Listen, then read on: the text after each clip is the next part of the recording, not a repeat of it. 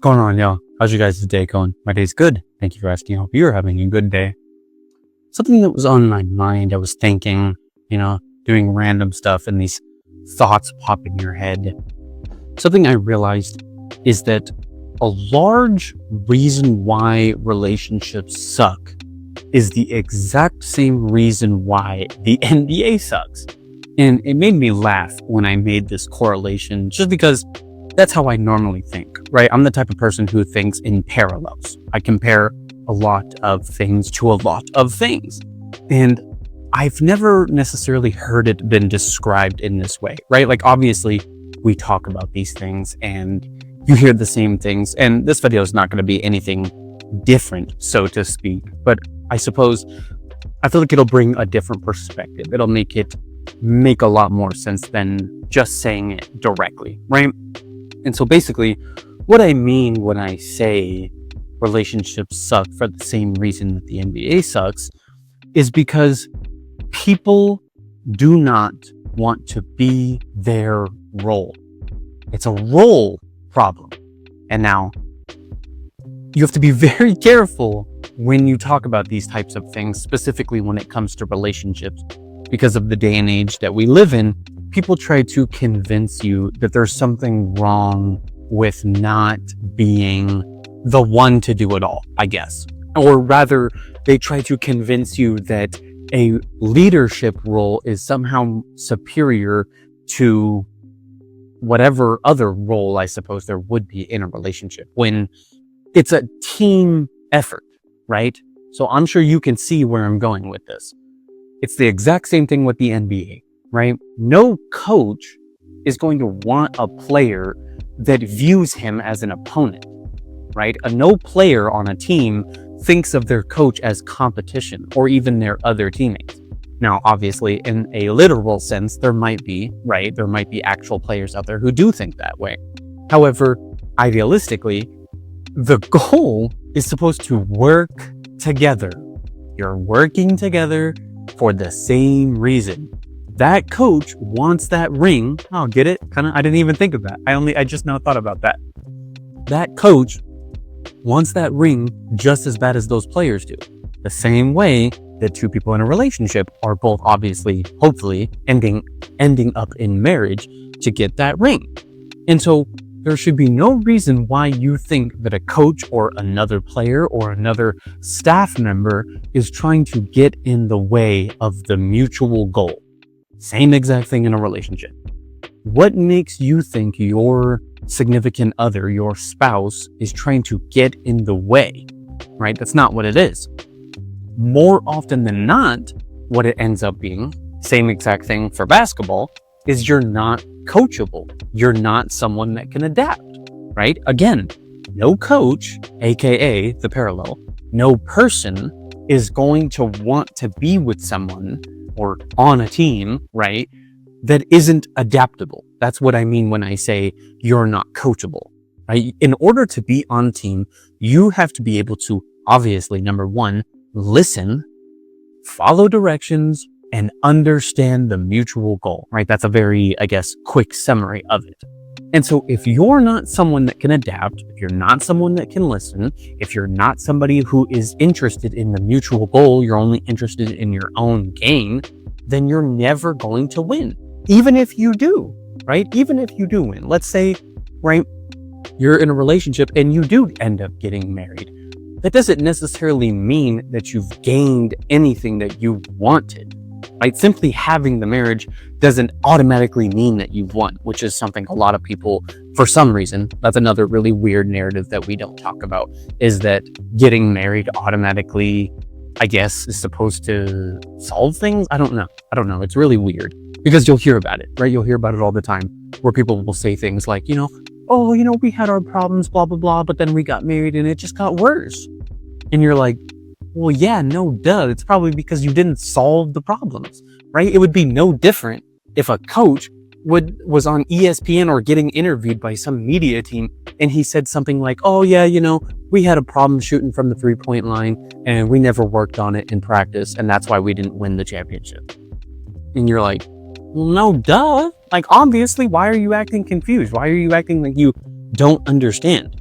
And so, look, there's a specific reason why I said relationships, because we have become obsessed with trying to pin it on one person, which again, you could say the exact same thing for the NBA.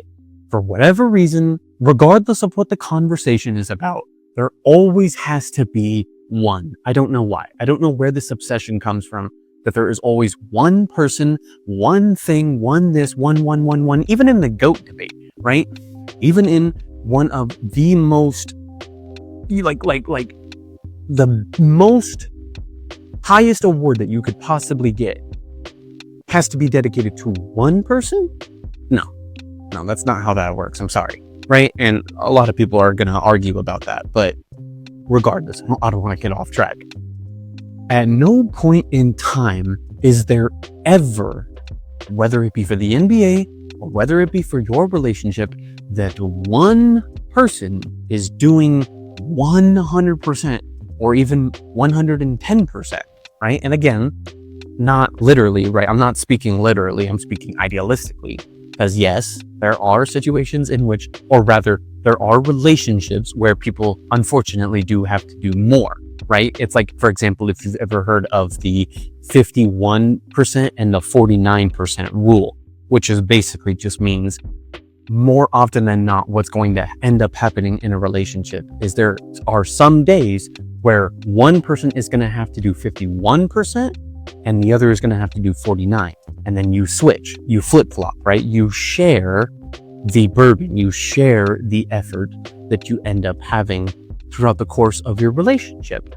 And there are too many people who seem to think that it's always the other person, that it's always this gender, right? That's another thing you hear about all the time. People want to convince you, oh, the reason why relationships suck so much is because women don't do this, because women do this.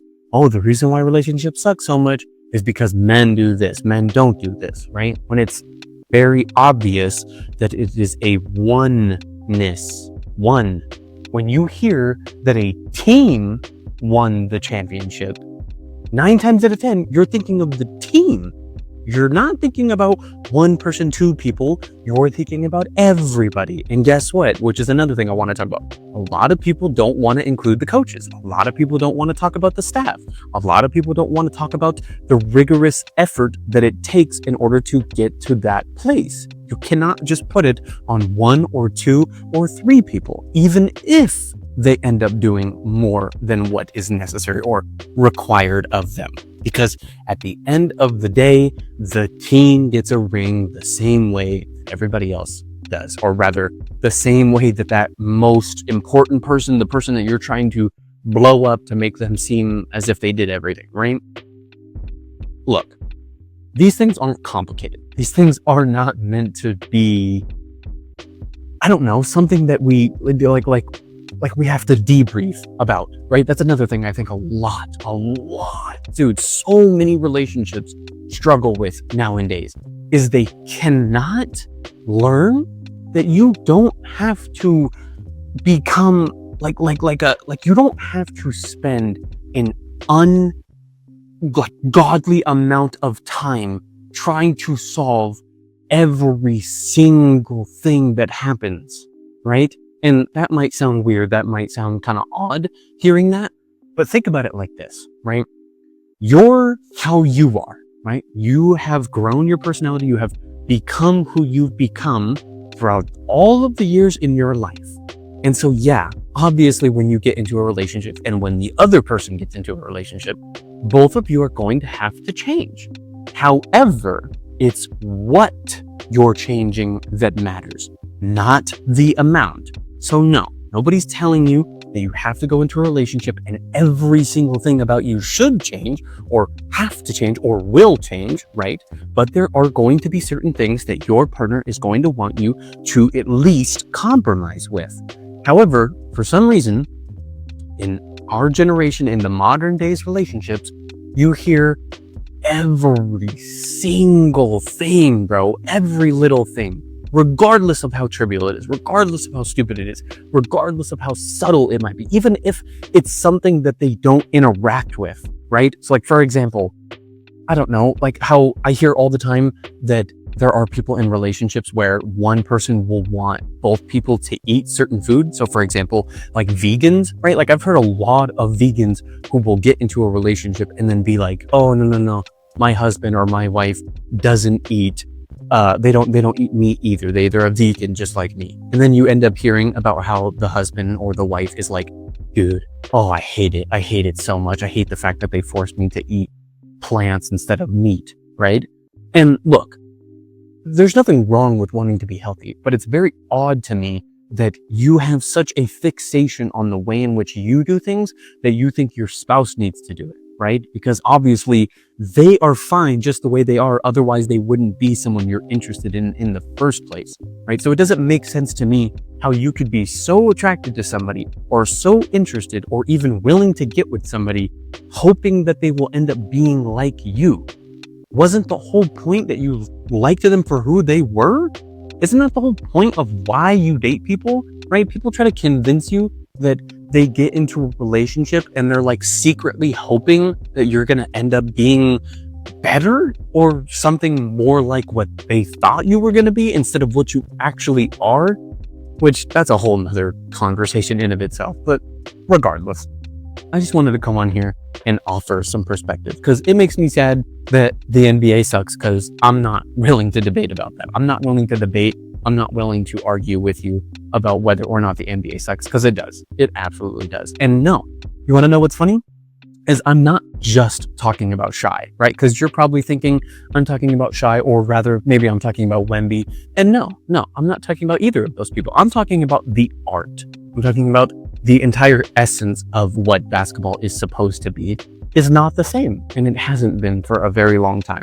In the same exact way that the essence, and again, keep in mind, I'm saying the word essence, not nature, which are two very different things which people need to learn the difference about. It is the essence of relationship that is failing, right? Because again, I'll give you a prime example. What I just talked about how people want to focus on every little thing. That's the nature of a relationship, but that is not the essence of one, right? And so you might be able to go talk to other people. You might be able to talk to your friends and tell them something like that, right? Where you're saying, oh yeah, we argue about every little thing and we try to figure out a solution and we, have a debate about whatever things we need to change. And people might look at you and say, oh, that's healthy. That's good that you can talk. That's good that you can communicate openly, right? But then you talk to somebody like me and I'm going to tell you, no, that is not the essence, despite the fact that it might be the nature. What I mean when I say nature, that might be common is what I'm saying. That might be something you engage with within a relationship, but that does not mean that should be, right? Like just because you can doesn't mean you should. Just because you can argue, just because your spouse or your significant other lets you communicate that openly and honestly about every little thing, doesn't mean that's healthy. That doesn't mean that it's okay. That doesn't mean that you're helping. It doesn't mean anything, right? And if that works for you, that works for you. That doesn't mean it works for every other relationship. And so the point being, everybody's different. The relationship is different. So no, the last thing you should be doing is comparing. That's the thing I want to end on. That was the thing that I wanted to bring up the most. Is I guess if I had to put what the biggest problem in relationships at second place, that would be it, is comparing. Comparing. The same exact way that the NBA wants to compare things that have absolutely no correlation whatsoever, which I'm going to be honest, you might get mad at me for this, the GOAT debate. The GOAT debate is so unbelievably obnoxious and annoying because people want to compare things that cannot be correlated. I'm sorry, you cannot compare two completely different eras with different players, with different skills, with different rules, which is a very, very big part about basketball if you don't know, right? The rules dictate a lot. And so no, you don't get to debate two completely different players about something that is completely different. That is not the essence of basketball. The same way that you cannot compare two completely different relationships with two completely different people with completely different lives to your relationship or to other relationships. And so anyways, that's all I had to say. If you enjoyed this video, let me know down below. Thank you for watching. Hope you have a good rest of your day.